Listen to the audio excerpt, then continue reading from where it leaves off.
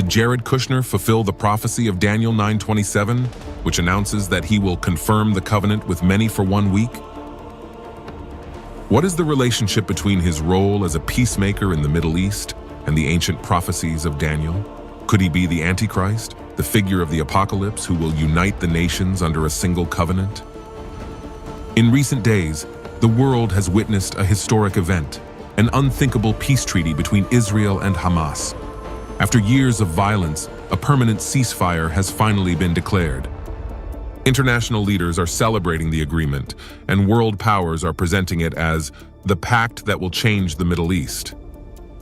And behind all this, one name is once again making headlines: Jared Kushner, President Donald Trump's son-in-law, who in 2020 promoted the Abraham Accords, has returned to the world stage as the main mediator of this new peace pact. His recent statements in Tel Aviv have caused a stir in prophetic circles. Kushner stated, "This is not just a political truce, it is the beginning of a new era for the world." Coincidence or prophetic fulfillment? Dear listener, in this video we'll analyze these surprising events and see if Jared Kushner's role aligns with the figure described by Daniel, the leader who would confirm a pact with many in the end times. Let's get started.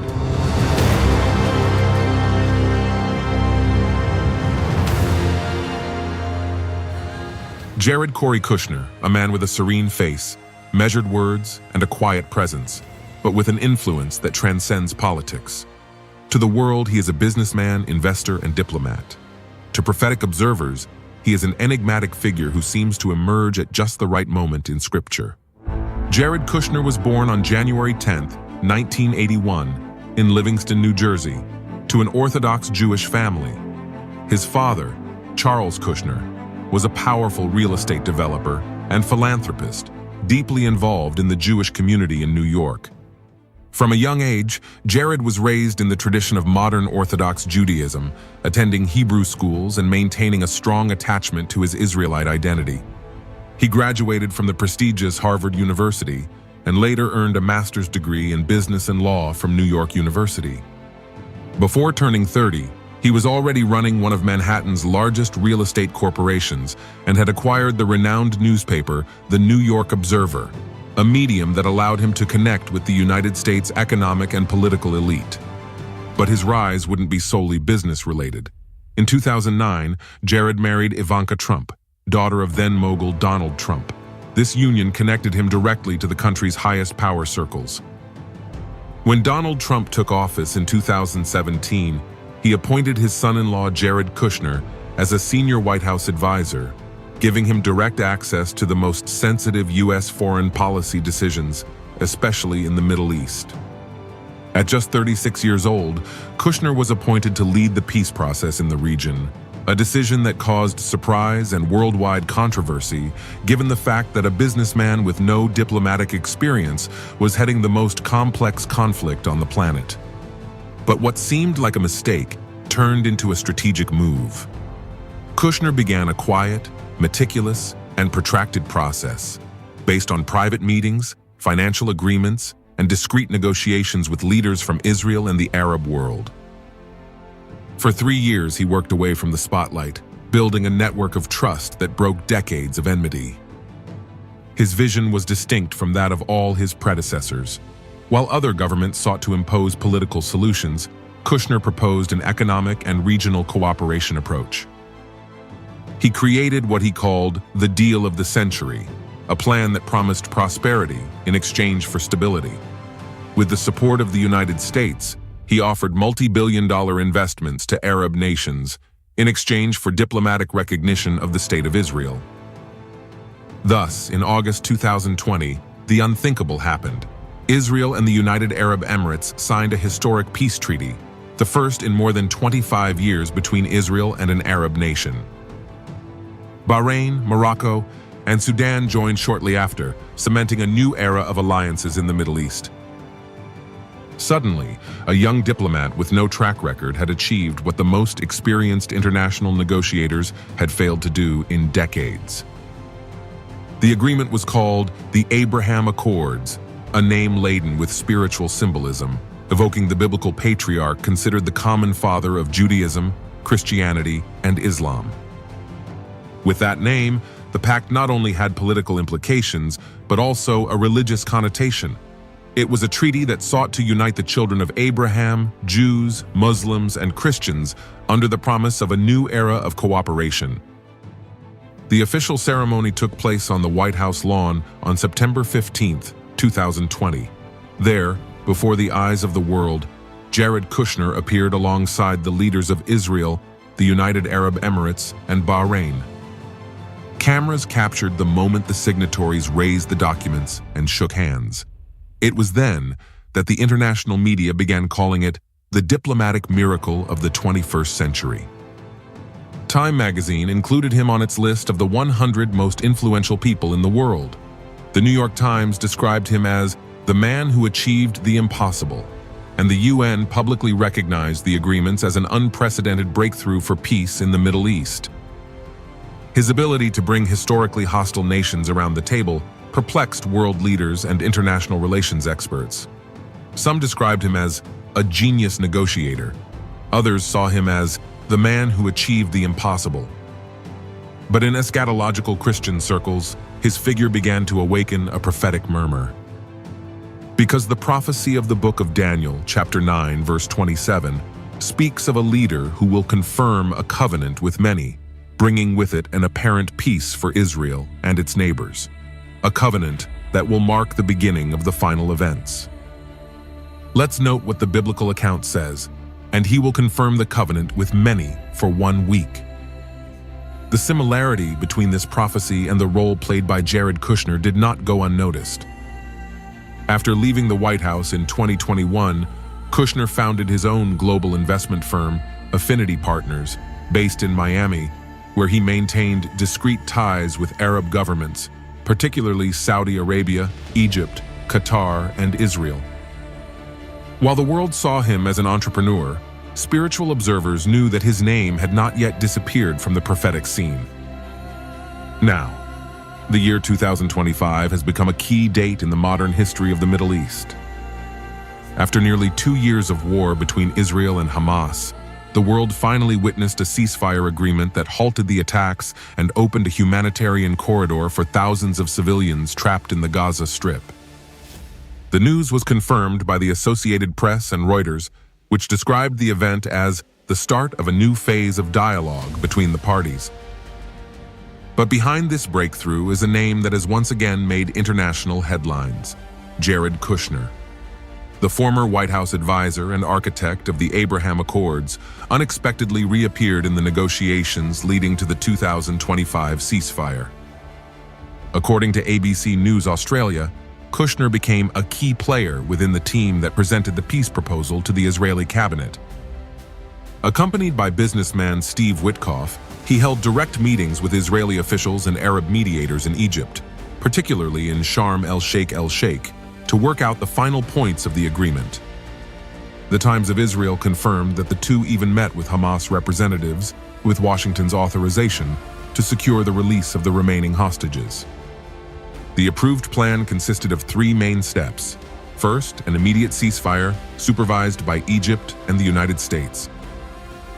Second, humanitarian exchange, which included the release of 20 live Israeli hostages in exchange for approximately 1,900 Palestinian prisoners. Third, opening international aid corridors and preparing a Gaza reconstruction fund managed by Arab and European powers. On October 13, 2025, Reuters captured images of Israeli families welcoming their loved ones as buses transported freed Palestinian prisoners in the West Bank. It was the most emotional moment of the process. In statements reported by Politico and AP News, Jared Kushner stated that the goal of the agreement was not only to stop the war, but to lay the groundwork for lasting stability. He said that the reconstruction of Gaza and the security of Israel must advance at the same time. Neither can exist without the other. Since then, the international press has described him as the most influential mediator of his generation.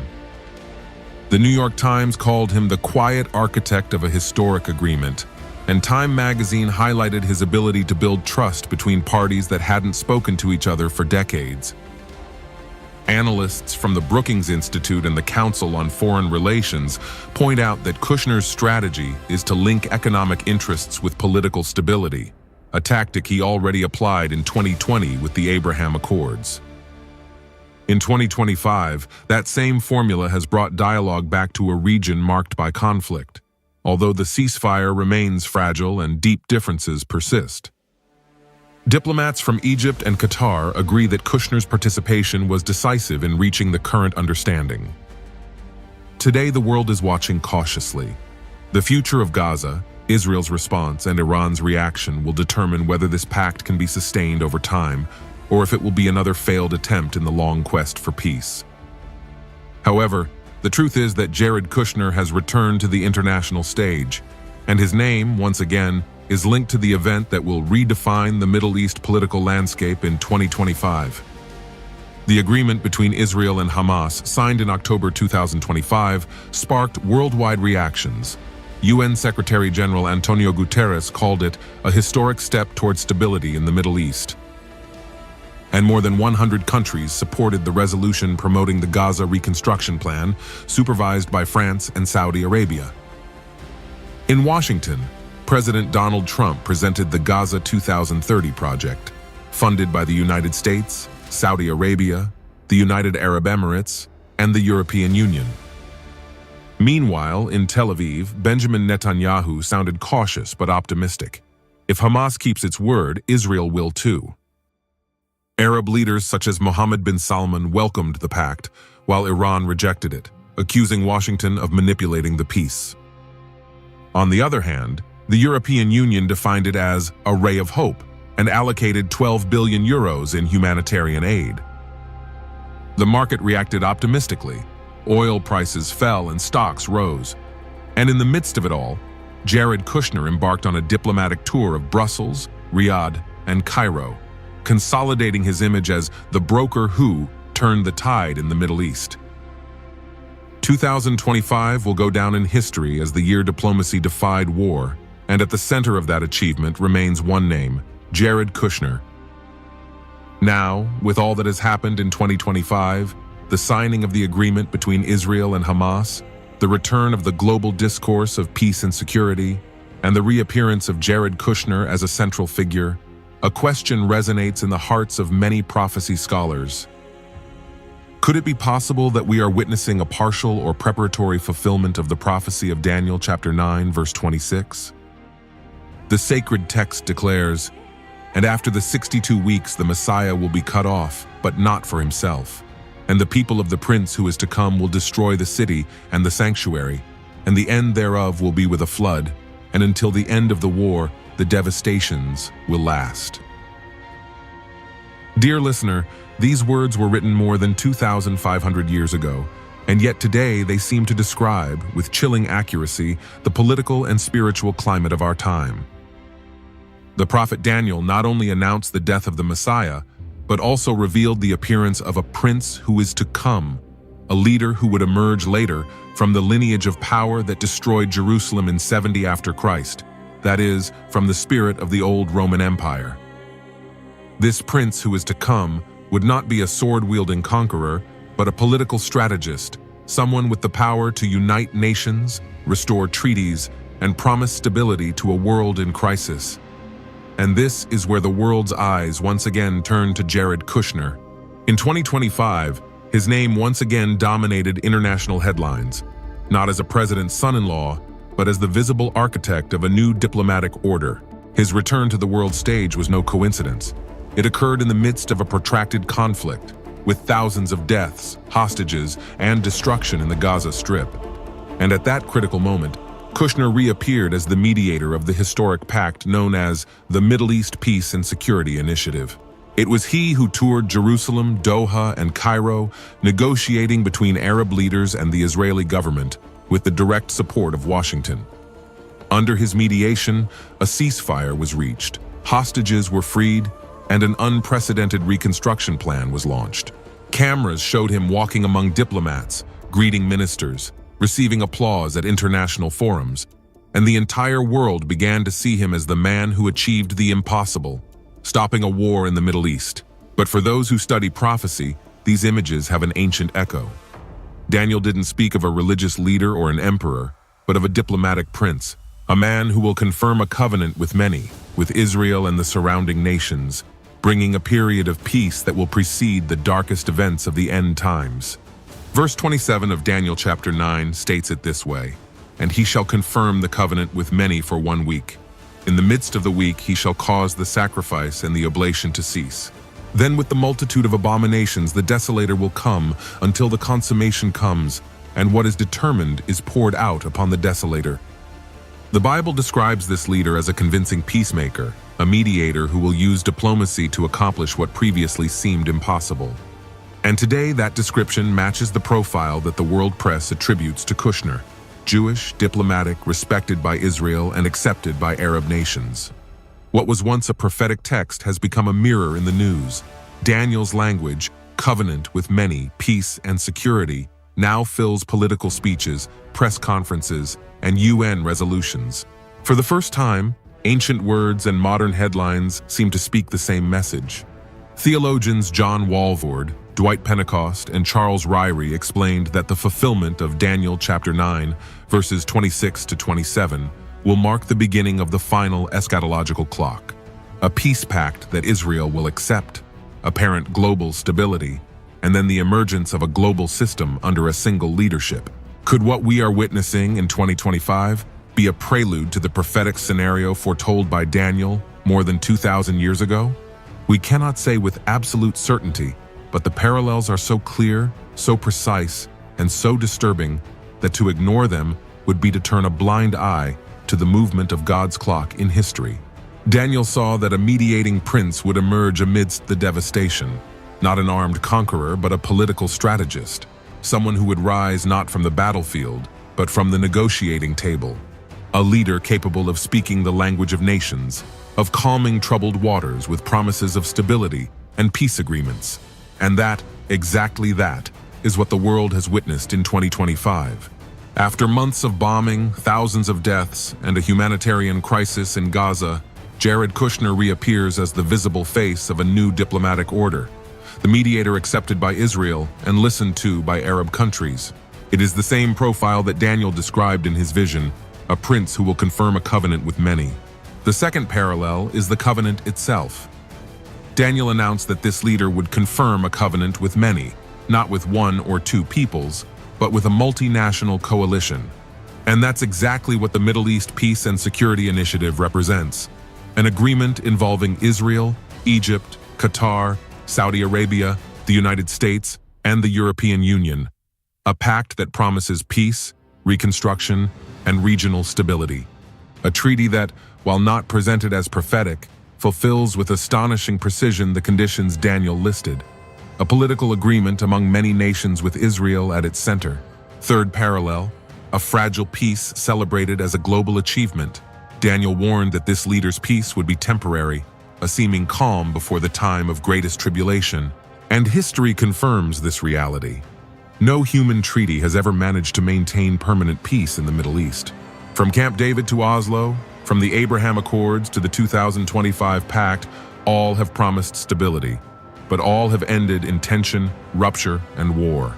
Yet, each attempt feels like a step closer to final fulfillment, as if each treaty were an echo of prophecy, setting the stage for the ultimate covenant spoken of by Daniel. And the fourth parallel, Jerusalem is once again the epicenter of the world. Today, more than ever, all eyes are on that city. International headlines mention it daily, world leaders visit it, and the most influential speeches revolve around its fate. Jerusalem, the city the prophets called God's clock, has once again occupied the center of the global geopolitical scene. What happens there determines the global agenda, influencing the economy, security, and even the faith of millions. Everything Daniel saw is before our eyes again. Therefore, when he wrote, "Devastations will endure until the end of the war," he wasn't speaking of a single conflict, but of a prophetic cycle that would be repeated until the end of time. Every failed peace attempt, every broken treaty, every mediator who emerges is part of the slow but steady advance toward the final scene that God has already revealed. So, while the world applauds a new chapter of diplomacy, those who know the word recognize that the prophetic clock has moved again. The pieces are in place on the board. The powers are aligned. And Daniel's words resound again over Jerusalem. The people of a prince who is to come. Is this just a prelude? Or are we seeing the first steps of the literal fulfillment of one of Scripture's most momentous prophecies? Only time and God will tell. But one thing is indisputable. 2025 has marked a turning point on the global prophetic stage. The land of Israel is once again at the center of history, and Jared Kushner's name has already been inscribed in that narrative. The land of Israel is once again at the center of history, and Jared Kushner's name has already been inscribed in that narrative. It may not yet be the complete fulfillment of Daniel 9:27, but it is certainly a shadow that foreshadows its nearness, a rehearsal of what is to come. Therefore, dear listener, the year 2025 will be remembered not only for a political treaty or the signing of an agreement between Israel and its neighbors. It will be remembered as the year in which the prophecy began to take shape before the eyes of the world.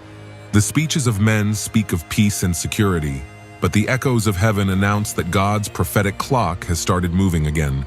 Every signature, every pact, every emerging leader, and every attempt to unite the nations around Jerusalem, they remind us that God's word never fails. The world believes it is building its own stability, but in reality, it is preparing the stage for what the prophets predicted centuries ago. History doesn't advance by chance. Geopolitics doesn't move by chance. Everything is predetermined, and each event is a step closer to fulfilling the eternal designs of the Almighty. The question isn't whether Jared Kushner fulfills Daniel's prophecy, but whether humanity is discerning the times in which it lives. Because the issue isn't who signs the covenants, but what spirit is behind them. The world seeks a human mediator, but only Christ is the true mediator between God and men. Earthly treaties offer temporary truces, but the Lamb's covenant grants eternal redemption. Leaders promise peace, but only the Prince of Peace will bring the peace that will transform the earth. Today, as the nations gather, the church must kneel. As the powerful raise their banners, the children of God must raise their eyes to heaven. Because prophecy is not a code to predict the future, but a call to prepare the heart for the return of the King of Kings. So we come to the end of this video. I sincerely thank you for following us to the end. I invite you to share this teaching so that more people may be edified and reflect on the Word of God. See you in the next video, and may the peace of the Lord be with you and your entire family, today and always. May God bless you abundantly.